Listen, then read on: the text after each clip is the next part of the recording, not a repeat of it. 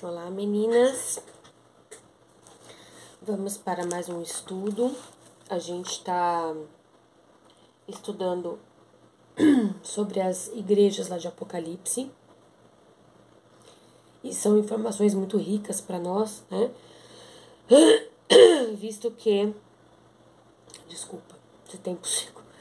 Visto que Jesus está às portas, né? Nós cremos nisso. E a igreja que a gente vai falar hoje é a igreja de Pérgamo, que está lá em Apocalipse 2, dos versículos 12 até 17. Depois vocês leem com calma, tá? É um texto curto, mas é um texto muito rico em algumas informações para nós, tá? No começo do texto, ali já tem uma informação que é muito pertinente para nós. Essa igreja, diz ali a palavra, que ela estava localizada onde estava o trono de Satanás. Alguma semelhança, né, conosco? A gente precisa entender, meninas, que o mundo jaz do maligno. O mundo, ele está tomado pelo espírito do anticristo, tá? Então, assim, muitas vezes a gente usa algumas desculpas, né? Ah, mas o mundo tá assim mesmo. Ah, mas isso. Ah, mas a coisa tá ruim mesmo e tal. Não, meninas. A coisa tá ruim mesmo, mas nós somos do Senhor, né? E nós temos que manter a fé se a gente quer chegar para morar com o Senhor lá na Nova Jerusalém. Nós precisamos permanecer firmes, né? Que a palavra vai falar ali um pouquinho mais para frente, que diz assim: embora essa igreja estivesse num lugar tomado pelo mal, ali haviam pessoas que permaneceram fiéis ao nome do Senhor. Então é o que acontece conosco, né? Eu acredito, né, pelo que eu conheço, a maioria de vocês, a gente não tem vergonha de falar de Jesus. A gente não tem vergonha de professar a nossa fé. A gente não tem medo de professar a nossa fé, né? Hoje de manhã eu estava ali tomando meu café com leite e eu estava vendo algumas coisas no Instagram. E, gente, como as coisas estão indo de mal a pior, né? Essa questão de teologia de gênero, essas coisas todas. E me veio uma sensação ruim de medo, sabe? Eu falei, Deus, como que a gente vai viver dessa forma, né? E o Espírito Santo me lembrou daquele versículo que diz assim, que o Senhor nos deu espírito de ousadia, né? E eu declarei isso, eu falei, Senhor, a tua palavra diz que o Senhor nos deu espírito de ousadia, não de covardia, né? Então a gente já começa o dia já batalhando. Louvado seja Deus, porque nós temos a palavra para isso. Porém, o ponto negativo que nós temos aqui diz o seguinte, que as pessoas, elas estavam se entregando a falsos ensinos. Meninas, e isso é muito sério. É muito sério. Porque às vezes a gente acha que está aprendendo algo verdadeiro. A gente acha que é de Deus, a gente acha que é revelação. E não é. E essa semana o Senhor tem falado muito ao meu coração a questão do discernimento espiritual. Nem todo aquele que fala de Deus, nem todo aquele que fala em nome de Deus é de Deus. A palavra do Senhor diz lá em Mateus 24, eu amo esse texto. Diz assim, que quando Jesus voltar, algumas pessoas vão falar para ele assim, Senhor, eu expulsei demônios em teu nome, né? Querendo se justificar, eu fiz a obra em teu nome, eu fiz milagres em teu nome. E Jesus vai dizer assim, mas eu não te conheço, apartai-vos de mim. E a gente já falou em algum momento, imagina você passar a sua vida inteira achando que você está servindo a Deus e não está. E nós estamos num tempo, meninas, que as falsas doutrinas, os falsos ensinamentos têm se multiplicado de uma maneira absurda. Então nós precisamos estar atentas a algumas orientações. Primeira coisa, como eu sei se algo é uma falsa profecia, ou como eu sei se algum pregador está pregando algo errado? Lendo a Bíblia. Não tem outra forma. A gente tem falado muito sobre isso, né? A Bíblia, ela é aberta a todos nós. Ela não é exclusividade das pessoas que são clérigas. O Senhor rasgou o véu. Quando Jesus morreu, o véu foi rasgado. Nós temos acesso ao Pai. Nós temos acesso através de Jesus. Então, nós temos acesso à palavra. Nós temos informações riquíssimas na palavra. Ah, Érica, mas eu não consigo entender a Bíblia. Gente, eu vou falar para vocês uma coisa. Nós temos hoje várias traduções bíblicas. Inclusive, nós temos uma que é a linguagem atual. É uma tradução que não é tão boa para levar para o culto, por exemplo, porque as palavras são bem diferentes, né, daquilo que o pregador lê lá na frente. Mas é uma Bíblia para você ler em casa, para você estudar. Então, assim, nós temos uma necessidade muito grande de estudar a palavra, tirar dúvidas, participar de estudo bíblico, assistir vídeos de pessoas que são sérias. Érica, como que eu sei se uma pessoa é séria ou não? Você pode perguntar para mim, para o pastor, não é porque a gente é detentor da verdade, não, mas é porque nós nos alimentamos de pessoas e nós sabemos que são pessoas que pregam a palavra, pregam Bíblia. Então, por exemplo, aqui em casa a gente gosta muito do Luciano Subirá, que é um cara que Deus derramou uma unção de sabedoria sobre ele muito grande, e de ensino também. O pastor Hernandes Dias Lopes também é um cara sério, um cara que estuda, que sabe, né? Então, assim, meninas, cuidado com aquilo que a gente precisa ter cuidado com aquilo que nós temos ouvido e visto, porque a gente pode seguir uma doutrina que não é a doutrina do Senhor. Eu não estou falando de doutrina de homens, estou falando de doutrina de Deus. Então, como que a gente pode trazer isso para a nossa prática, né? Por exemplo, se você vai em alguma igreja, né? Durante a semana, sei lá, você foi em alguma igreja ou então em algum encontro de mulheres, e aí de repente a pessoa que está pregando fala para você assim, porque esse negócio de honrar o marido, isso é relativo. Não, isso não é relativo, isso é bíblico, tá? Muitas pessoas estão tentando relativizar a palavra não é relativa, ela é absoluta. Então, o que está escrito aqui, está escrito e ponto final. E é uma coisa que me deixa... Eu fico muito brava, gente, de verdade. Porque a gente tem visto cada atrocidade. Porque a mulher de Provérbios 31 era só para aquela época. Para hoje não vale. Mentira.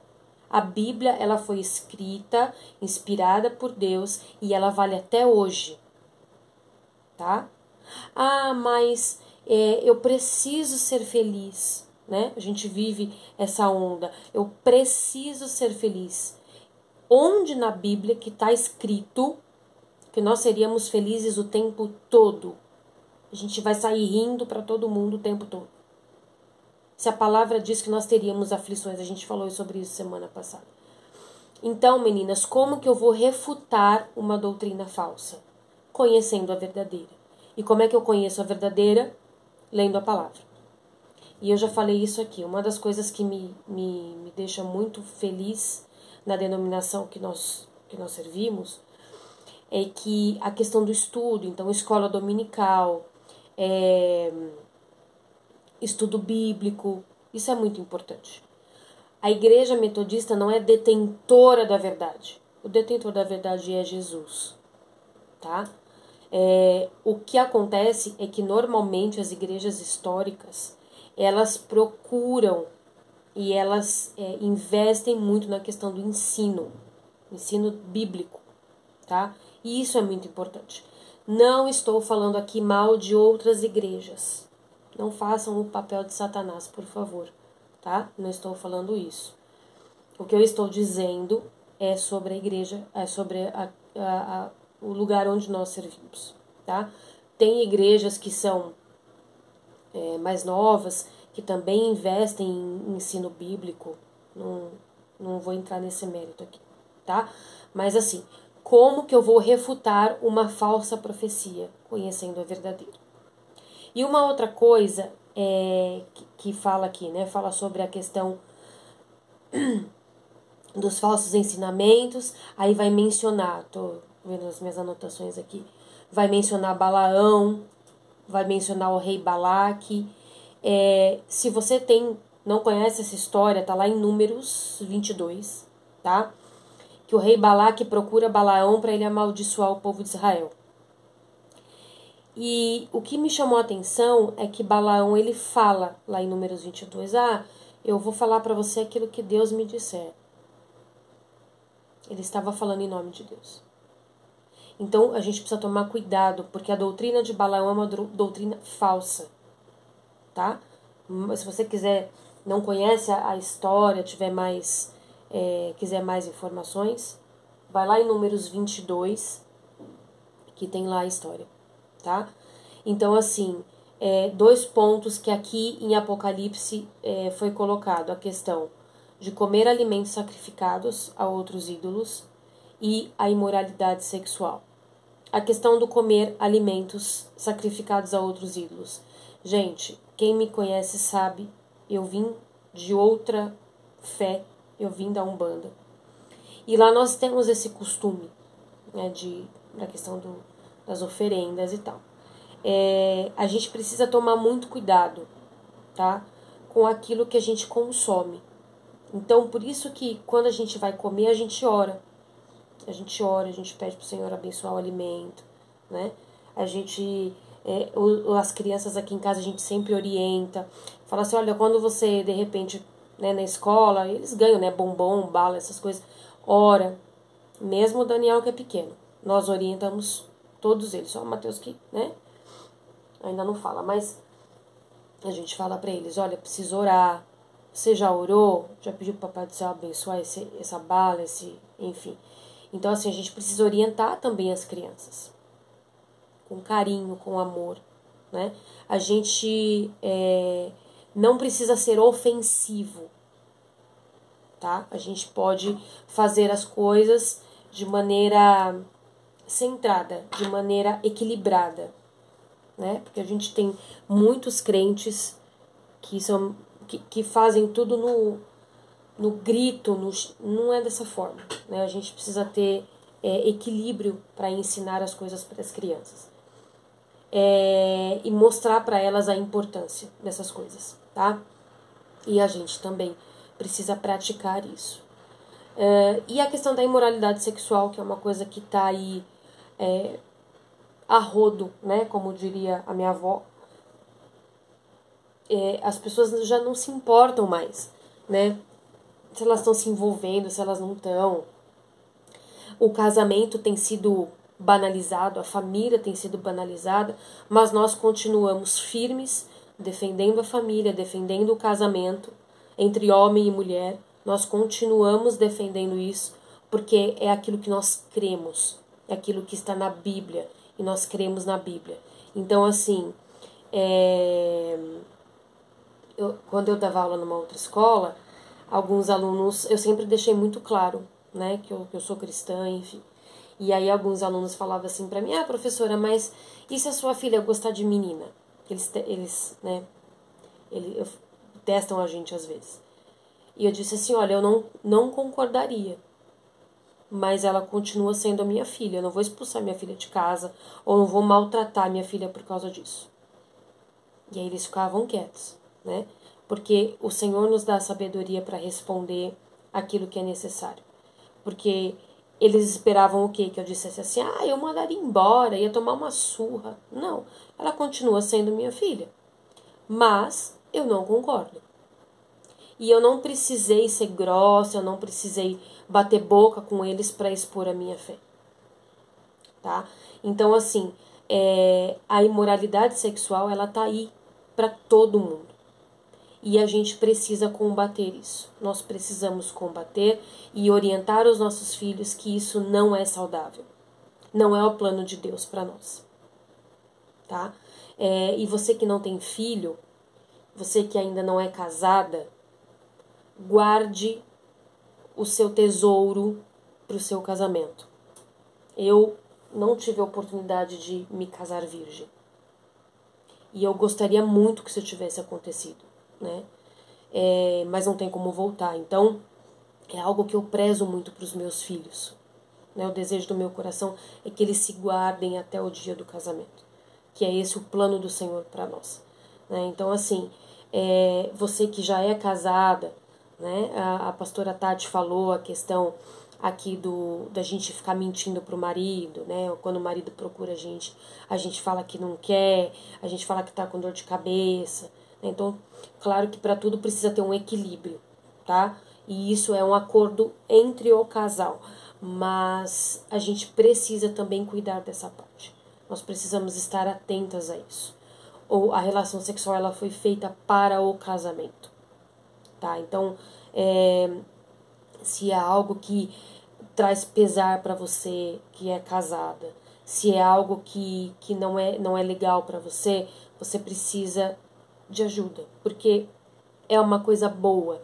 Deus criou isso para o casamento, tá? A não ser que você e seu marido tenham um acordo entre vocês, como a palavra fala, né? Que se abster por um tempo para se dedicar à oração, enfim. Mas é presente do Senhor para nós dentro do casamento. Fora não. Fora não. Eu já tive algumas experiências, como eu falei, né? Eu vim de uma outra fé, então eu venho de uma outra realidade. Eu já tive muitos relacionamentos antes de me converter e eu passei por situações muito complexas por causa da imoralidade sexual. Então eu vivi na minha pele, fisicamente.